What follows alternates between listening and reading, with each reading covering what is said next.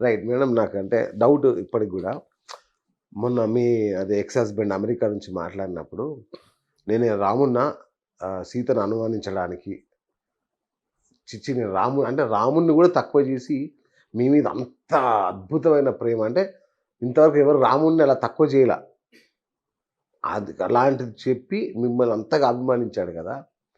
అంటే అంత గొప్ప ప్రేమను కూడా తృణీకరించి ఇటువైపు రావడానికి ఏం దోహదం చేసింది? అసలు అక్కడ ఏం అలా కాదు. జరిగింది? ఇప్పటికి మీకు చాలా ఇంటర్వ్యూస్ లో క్లారిటీ ఇచ్చాను. ఆ! వాణి ఏదైతే పిల్లల కోసం కామెంట్ చేసి, పిల్లలు శ్రీనివాస్ గారితో పుట్టిన పిల్లలు ఇలా ఆ! వాళ్ళ హస్బెండ్ తో DNA. కాదు DNA అవును. టెస్ట్లు చేయాలన్నప్పుడు అతను రెస్పాండ్ అయ్యి ఆ మాట చెప్పారు. చాలా హ్మ్. ఇంటర్వ్యూలో క్లారిటీ ఇచ్చాను అది. హ్మ్. ఇప్పుడు మీ ఇంటర్వ్యూలో కూడా రైట్. అదే రైట్. చెప్తున్నాను ఓకే. నేను. ఓకే.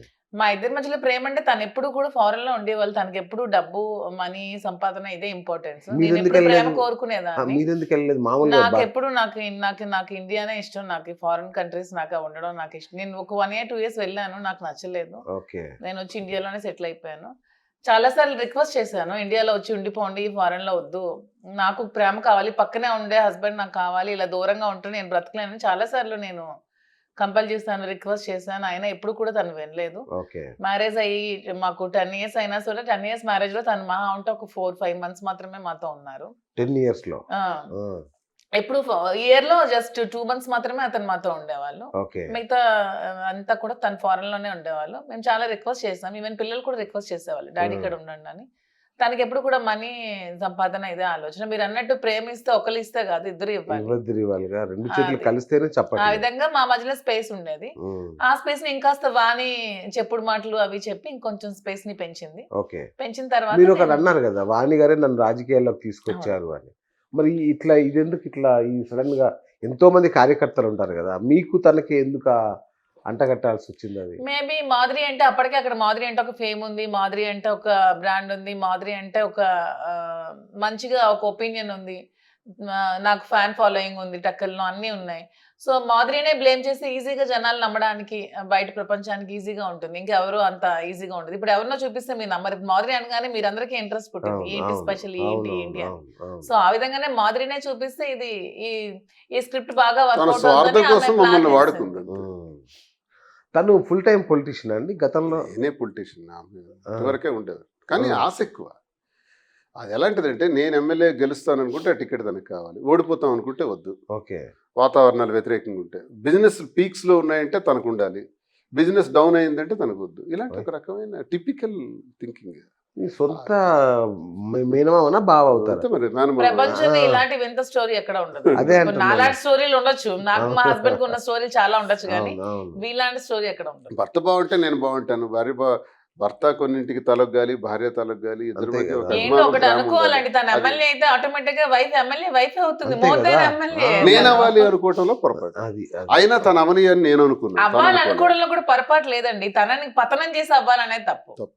ఇది ఇంకా కొత్త స్టోరీ. అదే. అదే అంటే భార్య చెప్తున్నాను. భర్తల మధ్య ఇట్లా నేను పతనం అయితే తను అవుతాను అనుకుంటే అవ్వాలనుకోవడం తప్పలేదు. కోరికలు ఉండొచ్చు. ఇప్పుడు నాకు సరే. ఉండొచ్చు, ఎవరికైనా ఉండొచ్చు. కానీ అతన్ని నాశనం చేసి వాళ్ళ అతని మీద father- ఎదగాలనుకోవడం చాలా వాళ్ళ ఫాదర్ కూడా ఒక ఎక్స్ఎంపీపీ. ఇప్పుడు మీరు అచ్చా అవునా? ఎక్స్ఎంపీపీ అయినంత మాత్రం నేను ఎమ్మెల్యే ఎమ్మెల్సీ అయిపోను కదా. ఉమ్. నా కష్టం, నా బాధ, నా పోరాటం ఇవన్నీ ఉన్నాయి కదా. మనిషి అవును, మీరు తిరుగుతున్నారు కదా, అంటే తను కూడా తిరిగేదా ఆ టైంలో? ఎప్పుడో కొన్ని మీటింగ్స్ నాతో పాటు వచ్చారు. మీతో పాటు రావడమే. ఎస్ఎంపీపీ పొలిటికల్ ఫ్యామిలీ అంటే మరి అతనే ఎందుకండి ఎమ్మెల్యే అవ్వలేదు? ఇవన్నీ ఒత్తి కబుల్ కాకెన్బుల్ కథలు, ఇవన్నీ కాకమ్మ కథలు. రాజకీయం ఇచ్చేస్తే రాదు మరి సార్. వాళ్ళ ఫాదరే అతనే ఎక్స్ఎంపీపీ అయితే మరి వాడే ఎందుకు ఎమ్మెల్యే అవ్వలేదు? తనే ఎందుకు ఒక ఎంపీ మినిస్టర్ ఎందుకు అవ్వలేదు? శ్రీనివాస్ గారు ఎందుకు ఈ స్థాయికి వచ్చారు? రాజకీయం వ్యాపారం, ఇతని కష్టం, ఇతని కృషి, రాజకీయం గాని వ్యాపారం గాని వారసత్వంగా రాదు. అస్సలు. మనకు దమ్ముంటే వస్తుంది, అంతేగా. బెండు తెగిపోద్ది. అవును. అది ఎన్నో రోజులు నిమిషాలు కష్టం. అది ఆ కష్టం ద్వారా వస్తుంది రిజల్ట్. అంతేగాని ఊరికే నేను ఇచ్చేస్తాను, ఒకరిని ఎమ్మెల్యే చేస్తాను, ఎంపీ చేస్తాను అంటే మనం చేయలేం. మరి జగన్ దాదాపు 12-13 ఏళ్ళు జనంలో ఇంటికి వెళ్ళకుండా ఉన్నాడు కాబట్టి సీఎం కాగలిగాడు. రజనీకాంత్ ఒక సినిమాలో అంటారు సార్, కష్టపడందే ఏది రాదు, అవును, ఒకవేళ వచ్చినా అది నిలబడదు. నిలబడదు. ఒకవేళ ఆకతే సరదాగా వచ్చి ఎవడైనా ఎమ్మెల్యే అయిపోతే వాడు నిలబట్టారు, నెక్స్ట్ ఎలక్షన్ ఖతం. అవుట్ అదే కష్టపడి వచ్చేవాడు ఎమ్మెల్యే గెలకపోయినా పర్వాలేదు, నిలబడదు. జనంలో ఉంటాడు. Is the leader. ఎమ్మెల్యే అవటం వేరు, మంత్రి అవటం వేరు, లీడర్ అవటం వేరు. Jaganmohan Reddy is the leader. Chandrababu Naidu is the chief minister. Chief minister అవడానికి, లీడర్ అవడానికి చాలా చాలా తేడా తేడా. ఉంటుంది. మరి మన ఎన్టీ రామారావు పిల్లలు ఎంతమంది అండి చీఫ్ మినిస్టర్లు అయిపోయారు? ఆయన మరి రాజకీయ మరి వారసత్వం రావాలి రామారావు కదా. గారు, అంతే రామారావు గారు ది లీడర్. వాళ్ళ ఫ్యామిలీలో ఎంతమంది చీఫ్ మినిస్టర్స్ అయ్యారు? ఎవరైనా అయ్యారు అసలు? బాలకృష్ణ గారు సీఎం అవ్వాలనుకుంటున్నారు కానీ అదే అంటున్నాను, అవన్నీ రాజకీయం అనేది ఎట్లేదు. అనుకుంటే ఒకరు అవ్వదు ఇస్తే సార్. రాదు. ఇంకా మన బిజినెస్ గురువు- వస్తుంది, బిజినెస్ వస్తుంది, ఫాదర్ నుంచి పిల్లలకి ఇచ్చి టేకప్ చేయొచ్చు. ఉమ్. కానీ పాలిటిక్స్ మాత్రం ఎప్పటికీ రాదు. అది ఎవరి కష్టం, ఎవరి కృషి, ఎవరి టాలెంట్ మాత్రం. కాదండి, మీరు ఎప్పుడు చూసినా పేదవాళ్ళం అంటుంటారు మీరు. మేడం కూడా అంటే మేడమే డబ్బున్న వాళ్ళన్నీ ప్రొజెక్ట్ చేస్తారు. ఇప్పుడు దాదాపు 100 కోట్లతో ఈ బిజినెస్ వక్లా సిల్క్ స్టార్ట్ చేస్తున్నారు. ఎక్కడ ఈ డబ్బులన్నీ? అంటే నేను డబ్బులు సంపాదించలేదని చెప్పట్లా. నేను గ్రానైట్ వ్యాపారంలో చాలా పీక్స్ బిజినెస్ చేశాను. అచ్చా, ఓకే. ఐకాన్ బ్రౌన్ అని ఒక కలర్ గ్రానైట్ కి నేను ఓనర్ గా ఉండేవాడు. వరల్డ్ క్లాస్ మెటీరియల్ అది. ఓకే, గ్రానైట్ లో ఆ కలర్ సప్లై చేయాలంటే డి శ్రీనివాస్ ఒక్కడే చేయాలి. ఓకే. ఒక 10 years చేశాను. యూరోపియన్ మార్కెట్ అంతా కూడా ఎక్స్పోర్ట్ చేశాను. పీక్స్ లో బిజినెస్ చేసాం. అలాగే ఇప్పుడు బ్లూ గ్రానైట్స్ ఇవన్నీ చేశాను. అవన్నీ కుటుంబానికి విడిచిపెట్టాను కదా. అచ్చా. నా దగ్గర ఇప్పుడు ఏముంటుంది, అంత రాసేసాను. అవును, ఈ రాసినా గొడవలు- కూడా మీరు ఇప్పుడు 100 కోట్లు బయటకు తీసారంటే ఎక్కడి నుంచి ఇచ్చారో ఒక డౌట్. అంటే ఎక్కువ ఇందులో ఇన్వెస్ట్మెంట్ అంతా మాదిరిదే. అంతేనా? మాదిరి తనకున్న నేను నా ఆస్తులు. ప్రాపర్టీస్ అన్ని Sell సేల్ చేశాను. చేసేసానండి. సేల్ చేసి ఎలాగైనా బిజినెస్ లో ఉండాలి. వైజాగ్ లో మంచి ప్రాపర్టీస్ సేల్ చేసాం. మీరు బాన్ రిచా? రిచ్ అంటే మా ఫాదర్ వాళ్ళు ఫైనాన్షియల్ గా సెటిల్డ్, ఈవెన్ మా ఫస్ట్ హస్బెండ్ వాళ్ళు కూడా సెటిల్డ్. మా ప్రాపర్టీస్ నాకు ఉన్నాయి. నేను బిజినెస్ కూడా చేశాను. సో అవన్నీ కూడా ఈ బిజినెస్ కోసం సేల్ చేసి బిజినెస్ లోకి వచ్చాను. అంటే ఎలక్షన్ల కోసం శ్రీనివాస్ గారు ఎలక్షన్ల కోసం దాదాపు 200 కోట్లు ఇచ్చారు మీరు. అంత ఇవ్వగలిగారంటే మామూలు విషయం ఏంటో కాదు. నేను అంత 200 కోట్లు ఇవ్వలేదండి, జస్ట్ 200 అదే 2.5 కోట్లే, నేను అదే అన్నాను, 2.5 కోట్లు. 200 కోట్లు పెడితే ఆయన సీఎం అయిపోయాడు.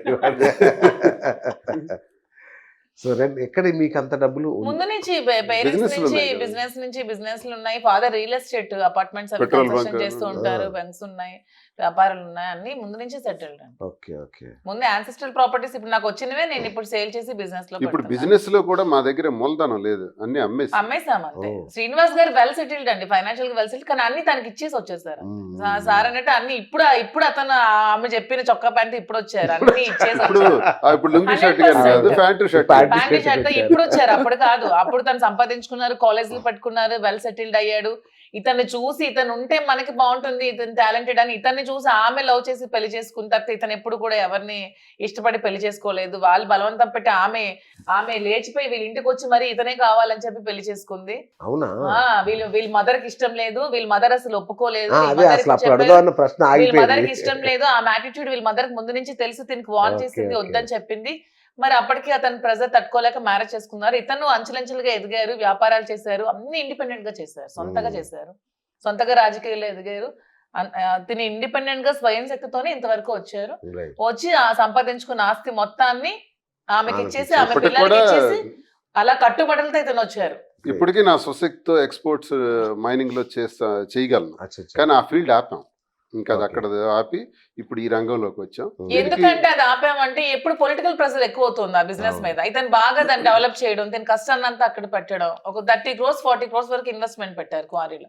ఇవన్నీ పెట్టాక ఈ పొలిటికల్ గా మళ్ళీ ఏమాత్రం అటు ఇటు అవుతున్నప్పుడు ఈ పార్టీ ఎప్పుడు రాగానే దీని మీద బిజినెస్ మీద కొడుతున్నారు. సో అందుకని ఇది చూస్ చేసుకోవడం జరిగింది. నాకున్న ఇంట్రెస్ట్, ప్యాషన్, నాకు శారీస్ మీద చాలా ఎక్కువ ఇంట్రెస్ట్ ముందు నుంచి. Okay, so okay. దాని ఎలాగా పొలిటికల్ గా దీన్ని ఎవరు మనకి చేయలేరు, దాన్ని చేసినా బిజినెస్ లో మనకి రకాలు అంటే బాగుంటుంది. గవర్నమెంట్ తో లింక్ ఉన్న వ్యాపారాలు కొన్ని ఉంటాయి. Correct, అవును. లీజ్ గవర్నమెంట్ దాంట్లో దగ్గర main- గవర్నమెంట్ అసెట్స్ లీజ్ తీసుకొని చేసే వ్యాపారం అవును. అది చాలా డేంజరస్ వ్యాపారం. అవును. ఇలా గవర్నమెంట్ ఉంటే మారినప్పుడల్లా ఇదేంటిది పబ్లిక్ రిలేషన్ ఇది. correct. ఈ బిజినెస్ దీన్ని ఎవరేం పబ్లిక్ తో చేయలేరు. సంబంధం, అవును. గవర్నమెంట్ తో సంబంధం, మాకు ఏ గవర్నమెంట్ లో ఉన్న సంబంధం ఉండదు, అవును. ఎవరితో ఉండదు. అవును. బిజినెస్ ఏ వ్యాపారికి గవర్నమెంట్ తో సంబంధం ఉండదు. Correct. ఇది పబ్లిక్ రిలేషన్. పబ్లిక్ లో గుడ్ విల్ ఉంటే చేయగలుగుతాం, చేయగలం. పబ్లిక్ నమ్మకాన్ని పొందగలిగితే చేయగలుగుతాం.